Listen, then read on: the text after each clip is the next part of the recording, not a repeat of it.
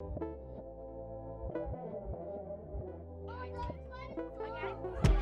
it's how the DBs be looking, bro. Like I see Gilmore, I see Pappy, I see Slay, I see them guards play on the regular, right?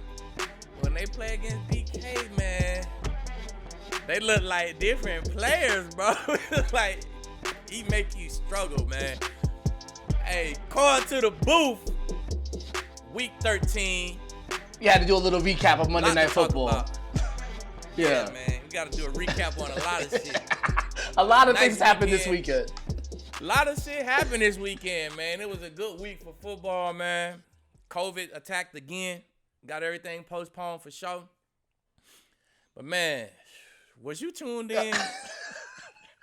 Honestly, was you tuned in, Harrison? Honestly, there was a lot of, like, that BUCS and Chiefs game that was fun to watch, but I can't lie to you. The most entertaining thing on TV on TV this weekend. Was you tuned in, I was tuned in. Was Nate Robinson getting his ass dropped?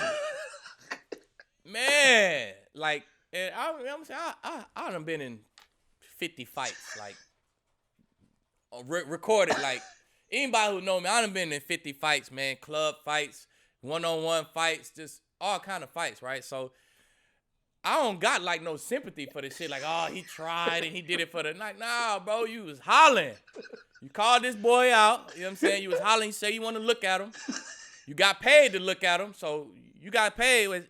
We trying to figure it out. Was it $600 or was it $600K? We still trying to figure that part out. But, I mean, you got paid to do it. So, the sympathy is gone. It's out of there. I don't really got no sympathy for him. But, man, he really couldn't scrap. He ain't had no squabble. He ain't had no. Right from the beginning, Harrison, I'm like, oh, shit, he going to sleep. I knew he was going to sleep. First, I ain't like the size matchup anyway. The tail of the tape was real bad. The tail of the tape do it all right there. Like, you fighting a lightweight. You know what I'm saying? You almost a light heavyweight, and you fighting a lightweight, man. So, the tail of the tape looked ugly from the beginning. Yep. But when I started Nate Robinson come out and start swinging, bro. Hey, man. It was bad. Yo, it was bad. Real. I thought once he realized what he got into and he got that first knockout that he's going to be like, all right, yo, give me the TKO. I'm done here. I'm going to walk out. But he got back up again. He wanted to, though. Look, he wanted to, though. Ref said, give me your hand. He said, show me your gloves. It was like, hold on, man. Hold on, bro. Show me your gloves. He like started trying to ask questions. He tried to get some more time. But man, hey, boxing real, bro. Boxing is real, bro. That show you, man. It's Jake Paul, not even a professional, but he's just been doing it. He been at it for years. He been at it for 3 years, man. So boxing real, man. Them fights ain't nothing to play with, man. You don't go calling people out saying you want to fight them. We gonna get paid and put the lights on, the cameras.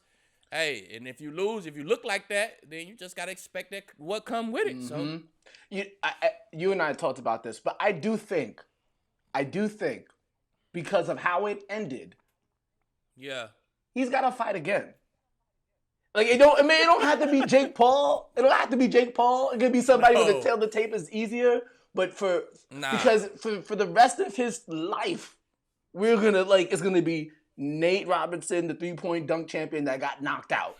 You know what I'm saying? If he goes out there and wins a fight, looks better, you know what I'm saying? Then okay, you know Nate what? Robinson bet not fight no more, bro. You can't fight.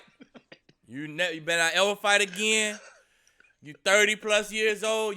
That's something you ain't just gonna learn, fam. You tried to learn it for Jake Paul to tell you. It's more to fighting than just training and learning how to 1, 2, 3. It's more to fighting than that. You know what I'm saying? You gotta just know how to fight. Some guys know how to fight. Some guys don't know how to fight. We better not ever see Nate in the ring again, man. We'd be lucky we see him on the court again after that shit. You know, we better not ever see him in the ring again. One of my homies said he could drop 50 in the big 3 and it won't matter. He better stick to that. He better stick to basketball, man. That's like, you know, not saying Jake Paul is a professional again, but man, that's like somebody coming on the court, like, man, Nate, I want to play you one-on-one for this money. Like, man, Nate gonna kill him. Exactly. Because that's what he do. Exactly. But let's do the power rankings like we always do. At the top, nothing pretty much changes. You know how we get down. Pittsburgh Steelers still at number 1. It might change Wednesday, but who really knows because the game got postponed. At number 2, just like last week, Kansas City Chiefs. At number 3, New Orleans Saints, just like last week. And then here's where it gets a little bit different. Tennessee Titans in at 4. The Seahawks in at 5 after their Monday Night Football win against the hapless Philadelphia Eagles. First and foremost, DK Metcalf went off last night, Monday night, against the Philadelphia Eagles, and he said before the game that the defensive coordinator for the Philadelphia Eagles, Jim Schwartz, told him that he was in Detroit when Calvin Johnson was there, and he told him that he's not Megatron just yet. DK went off. What did you think about what you saw on Monday Night Football? Man, I wish we could rewind it and show the clip from me telling y'all. DK, bro. DK is an absolute monster, bro. It's the way he make other DBs look, man. It's the size and that speed, and on top of that, you can have size, you can have speed. I've seen it before. He is a dog. He is the aggression and the confidence that he play with, man. He is a complete dog. He's gonna be the best receiver in the league for years to come, man. I'm telling you, especially. And then he got Russell too throwing the ball to him. So man, that don't help none right there. So, hey, DBs, man, we in trouble for a minute. We got another Megatron on our hands, man. We got another Megatron on our hands. I don't care what Schwartz say. I played against him. Schwartz ain't never get on that field and play against him. The confidence, the dog, the speed, and the size, say Megatron all day. Now, we did talk to Walter Jones, the Hall of Famer from the Seahawks, about how the defense could get better. We saw Jamal Adams on Monday Night Football get a bunch of sacks. We saw Carlos Dunlap has been a positive impact for them on the defensive line. Yep. Overall, what are you seeing now from the defense? Obviously, they played against the Eagles, so maybe you don't give them as much credit as you would a more formidable offense. But what are you seeing now from the defense? I think, obviously, that's the one part of their game as a team that was really lacking. Right. I mean, you know, once you're giving up 30 points and 40 points week in, week out, man, you're going to make changes. So, man, I think it's just more attention to detail, man. It's a confidence thing. It's a vibe thing, man. And then you got the king of confidence, man, the king of the vibe, Jamal in there, man. So long as he in there, his presence breeds confidence, man. So guys gonna start to play better. That corner's starting to play better, man. Flowers and what's the other brother name? Thomas, what's his name? Griffin. Yeah, Griffin, the Griffin brothers, man. That Griffin at corner, he's starting to play. Shaquille, he's starting to play some ball right now. You know what I'm saying? He had a great season last year. Started off a little slow. He was a Pro Bowler last year. Yeah, great season last year. Started off a little slow this year, but man, I think he's getting healthy. And he's starting to find his swag. With Jamal in there, though, like you said, Dunlap, Jamal almost like a pass rusher, man. He's getting so much pressure. He almost add another pass rusher to the repertoire for them, man. So it's coming together. And to be honest, they got 3 losses. Their defense been playing terrible. Y'all got 3 losses. So it don't even mean that. It don't matter, man. We don't play this game for stats. I mean, some people do. But we don't play this game for stats like that. It's just matter how good you playing in week 17, 18, 19, and 20. That's when you want to be really rolling it, man. This defense got the makeup to catch fire and have something going during those weeks, as long as they can stay healthy. Yeah, and last night, Monday night, we also saw Chris Carson play well against that Eagles front line as well. And the Eagles, their rush defense has been one of their stronger spots all year. And special shout out to Pete Carroll and all those guys, the only team in the NFL to not have a positive coronavirus case. So handling their business over there. Definitely handling their business. It shows that they're real professionals, which leads me to another game that was impacted by coronavirus. One of your former teams, the Broncos, played without a quarterback. Obviously, the Saints in at number 3 got that win against them last week. But we won't talk too much about the Saints. What did you take away from that game watching Kendall Hinton play starting quarterback for the Broncos? Man, it just goes to show you that quarterback in the NFL is, hey, can't nobody just hop in. Can't nobody just hop in and get that done, man. Now you're talking about a guy who was successful at quarterback in high school, who played quarterback in college, And then I know you ain't did it in a while, but I mean, it should be like riding a bike, right? It should be, right? But nah, this the NFL. This the NFL, man. So respect to them NFL quarterbacks, whether you practice squad, whether you know what I'm saying, first string, second string, it don't matter, man. Respect to those guys because that's the hardest job in the league, and that show you right there. Now, I believe it was Jeff Driscoll. Paul, correct me if I'm wrong. I believe it was Jeff Driscoll that either had coronavirus or was exposed to coronavirus, and the entire position group got disqualified from the game because they weren't wearing masks in their meetings.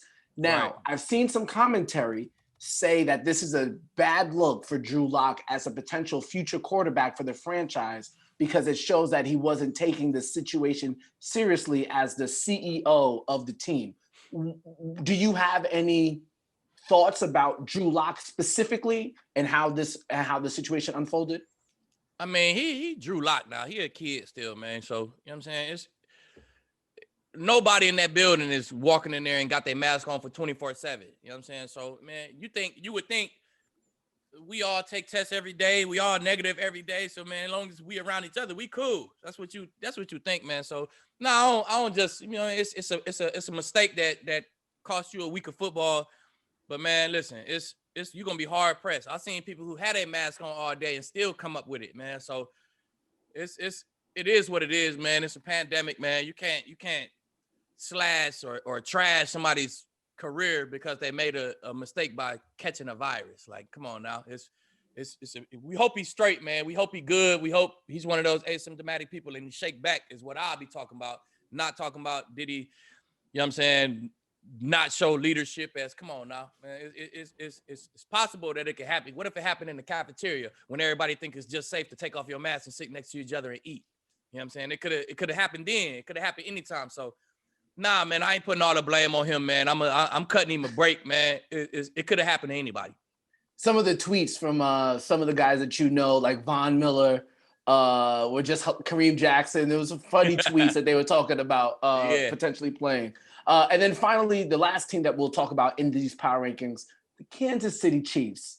Now, again, you were on point. You said the first time you see Ty Hill, he's gonna blow your mind. It's gonna be a shot. That's what happened to Carlton Davis III. Shit, that's what happened to Bowles. I mean, look, Bowles must have thought, okay, Carlton Davis playing good football. He's fast. We could play regular man coverage, and I could put Carlton on him, and he'll be all right. He'll make some catches. But no, it's your coach's fault just as much as it's Carlton Davis' fault. You can't play him regular. He's not regular.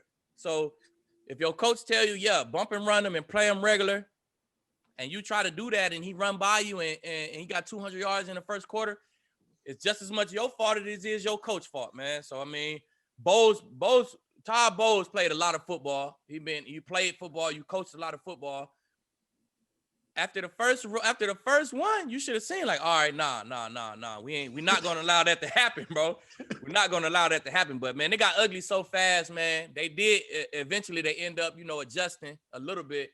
But man, he was about 200 yards, 2 touchdowns too late. Cause man, it's crazy, man. That game speed is nuts, Harrison. I'm telling you. By far, he the fastest guy in the NFL. And on top of that, he got the cheat code because Patrick Mahomes, usually we cover about 0 to, at the max, 50 yards. That's all the DB got to cover. But now with Mahomes, you got to cover to 65 yards. We got another piece of the field, another 15 yards of the field that we got to cover now because Tyreek Hill got the cheat code. So, man, you are not in your right mind if you telling somebody to play man-to-man coverage on Tyreek Hill with no help. So that's just bad coaching in my opinion.